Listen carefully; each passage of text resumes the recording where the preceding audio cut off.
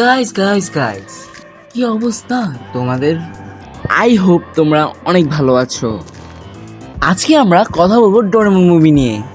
আমরা তো জানি ডোরেমনের আপকামিং দুটি মুভি রয়েছে। ফার্স্ট মুভি হচ্ছে Doraemon the movie Nobita and the castle of the underrated devil.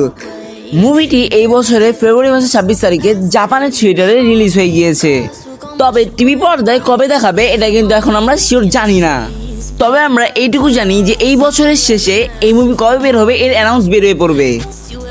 R second মুভিটি হলো Doraemon the movie Nobita arts world tail.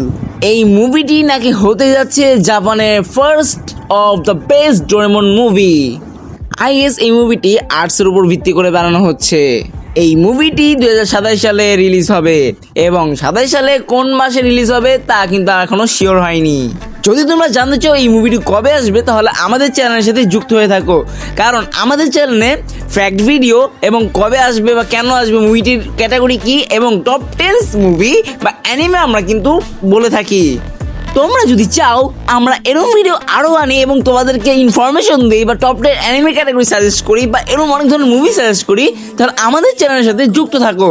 আজকের মতো এইটুকুই। তোমরা সামনে কি ভিডিও চাও আমাকে কমেন্ট বক্সে জানাও এবং তোমরা সবাই ভালো থাকো। তো গাইস, আবার দেখো আমি নেক্সট ভিডিওতে। আল্লাহ হাফেজ।